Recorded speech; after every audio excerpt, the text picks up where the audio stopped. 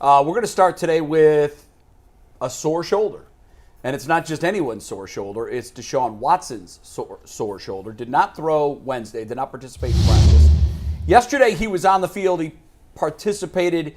He threw the ball, but it was described, I believe, as very light. Light and limited. Yeah, light and limited. That the reporters used. That's kind of a red flag, obviously, because it's a throwing shoulder. Are you guys concerned? Where are you on the concern meter about Jason, this? have you been to camp practice this week? Yeah, I was there Wednesday. Is there any real concern? No, I don't think so. Let's wait and see how he plays on Sunday. But I know he hasn't played a ton of football on the field the last couple of years, but he's still been throwing. You know, it's not like he hasn't thrown a football. He's certainly been out on his own, throwing to receivers, throwing in the offseason. So it's not like he's coming back from surgery type thing where he wasn't able to throw. I think it's minor at this point. You know, let's wait and give it a game and see if it's anything more concerning after that. Hopefully you can give us clarity on this. I'm assuming that this is from a hit, from an injury. But I don't know that it's not from throwing fatigue, which is clearly a thing. Yeah. Can you clear that up? No, unfortunately, no. I talked to him briefly after he did his scrum Wednesday. Yeah. But it didn't come up. Yeah. Like it wasn't. There is a difference. Sure. Throwing fatigue, obviously, is a real problem. Yeah. If it's throwing fatigue, that's like asking a pitcher to go out after he's thrown 100 pitches and pitch on a day short rest. You can't. That's difficult. If it's painful to throw. I was led to believe by the guys upstairs, the producers that were out there Wednesday and Thursday, that this was more from a bang that he took in the game on Sunday. Yeah. And if that's the case, I think, obviously, the scary thing for me is it puts a bullseye now on that right shoulder. You know how defenses love to target wherever there's an injury on a player. That's their target zone. I think it could become an issue moving forward if teams start to target that shoulder. But right now, because he was able to throw yesterday and because there doesn't seem to be major panic coming out of Berea, I'm okay for now. The one thing I guess I would circle or flag on this is, you know, when they started reconstructing this offense, they didn't really want to expose Deshaun to a lot of hits. Like the Jalen Hurts comparison came up as like, don't really want that. We don't need that. We need more pocket Deshaun, throwing Deshaun. Well, that really hasn't been the case. It has not. He has run a lot through these first couple of games, partly because he was struggling to throw the ball in the first two. So he has been moving a lot on his feet. And I just wonder now with this if they try and get him back to obviously the line has to protect him. Yeah. And I just wonder if they scale back a little bit on the run game because that was the original plan, was to not have him run as much as he has. Right, but if you do take that weapon away, that does become a problem. Yeah, I don't know that you necessarily want to take it away. I just don't know that you want him running as much as he's been running a lot. He's still going to run, you maybe call less plays for a run, but he's still at times going to run because that's his instinct. Absolutely. And has to be better at getting down before contact. It feels like they've had, and I don't have it in front of me, maybe I should have looked it up. It feels like they've had a lot of called runs for him. A couple of games. Yeah, they've been in there for sure. I can tell you. Give me 1 second. Give me exactly. All right. Well, you're going to know if they're called runs? Yeah, you actually can sort that according to PFF. PFF's advanced stats this year have taken a gigantic step forward. I can tell you exactly. And by the way, designed quarterback runs versus scrambles coming up in my 5-piece of McNugget stats to know. Oh, nice. In case you don't know what that is, 5-piece is we're going to do it every Friday. It's McNugget's 5 stats that we have to know before we watch the game. So enjoy a 5-piece coming up later in the show. He's run the ball, by the way. No, that can't be right. Okay, so according to PFF, 15 times. He has 16 carries this year. 8 have been scrambles. 1 has been a QB sneak. And that means 7 have been design quarterback runs. Okay. All right, so a couple of games. A couple of games. It's not a lot. It's not a lot. And man, he's gonna have to do his thing. Hey, look, we was on Baker Mayfield when he hurt his little shoulder, right?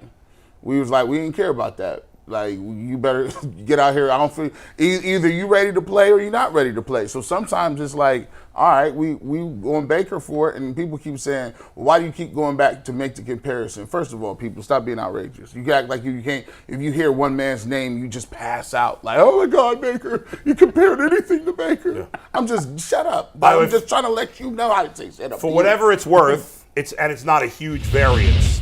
He through 3 games, it's his lowest rushing attempts per game of his career. He's not even running like that. So again, it's not a big variance. His career is 5.1, 6.2, 5.5, 5.6. Last year was 6. This year it's 5 right now. And like y'all said, right in line. You know, when you lose your running back and you use half your offense, man, it's all hands on deck. If we need him to get a first down, he got to get that first down, dog. Yeah. Like, I don't care if you got to slide, dive, whatever it is. I would like to see him slide a little bit more. I just feel like he's not running to contact, but there's contact there. And, you know, that's a $240 million Lamborghini. You'd like to stop behind the stop sign, not kind of roll through it. I think we all agree you want him to slide, but, you know, in the heat of battle, I get it. you know, I'm never going to criticize the guy for trying to get more yards. He's got to be smart about it. He's got to know the situation. If it's a situation where, hey, this is 4th down, I got to get a first down and the game's over, you got to do what you got to do. But to G. Bush's point about making a comparison to Baker Mayfield, Baker Mayfield ran to contact when he never should have, and he was never the same after that injury. Now, here's the thing. I'm a firm believer quarterbacks after throwing interceptions should just walk off the field.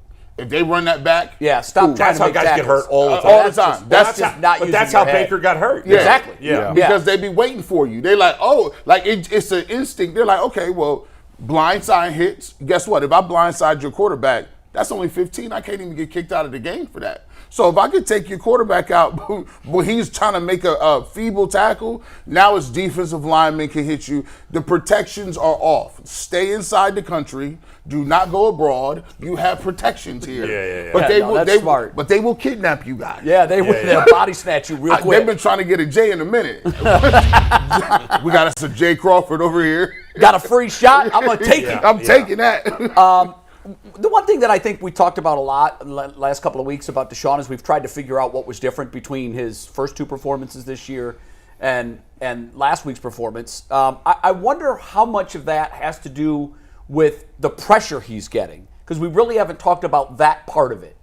We know that Pittsburgh certainly got after him. I think Cincinnati did a good job of getting after him.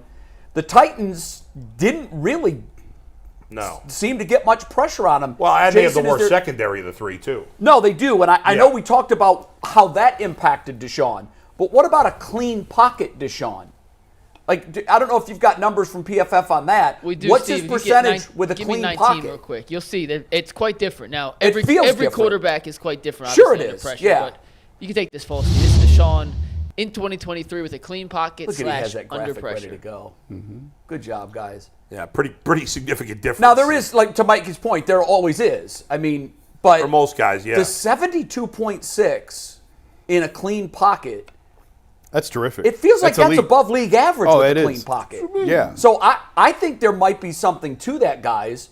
And to your point early this year about the left tackles are going to be a problem all year, just imagine what he could do behind an offensive line that you had complete faith in, with both tackles being able to support Deshaun Watson and give him a clean pocket. I think based on this graphic right here, part of the game plan has to be moving forward. If you keep extra guys in to chip or whatever you need to do to help keep him upright and clean, that's priority 1.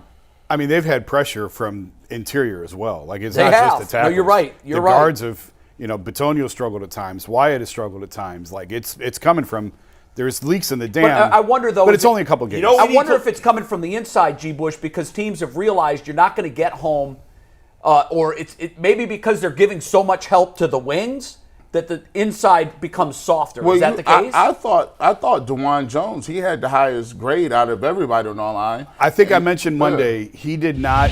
I noticed Wyatt didn't have to help him as much. Good. In getting lined up. I think I said that on Monday's show. did. If I didn't, so maybe I he did, got in the playbook a little bit. because it was noticeable. He was still helping, but it wasn't nearly as much as it was in Pittsburgh. And like he said, Joe Bitonio had like a 50 or something. Like, Simmons is a monster. Like, Simmons was in the backfield, and Deshaun Watson last game had one of those moves where he just shrugs them off. I don't know. It just seems like he got grease on his legs or something. He shrugged a couple guys off and threw the ball, and he's looking downfield. So, the Tennessee Titans, people say what they want. They got a good front. They got traditionally a good defense. He made those throws and made those plays. I think the great part about it is, I feel like he's got the cape. He understands. It's a thing that Stefanski can talk about it. And sometimes when you game planning, it happens like this. You talk about success. You talk about throwing with anticipation, feeling like, hey, just trust what we're doing. It's going to break open for us. And I think him and Stefanski finally saw that breakthrough where it was like, wow, we got this on tape. We got this on film now. Right. So now we can add some different things to it. Couple of things. First of all, I got confirmation just now that Watson did hurt the shoulder on a hit in the game. So it was a hit. So it's not arm fatigue.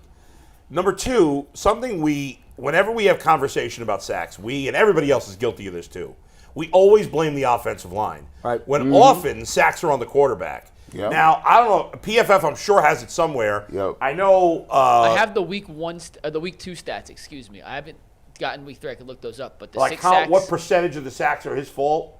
of the first 6, 4 were credited to the quarterback, 2 were credited to the offensive line. Yeah. See, and we never talk about that. Yeah. Everybody just blames the offensive line. Often, the sacks are the quarterback's fault. And look at that. Week 2, 4 of the 6 were his fault. Yeah. I went back and watched all 22 of the Pittsburgh Steelers game. Yeah. To kind of figure out, like, why did you play that well against Tennessee, but against Pittsburgh?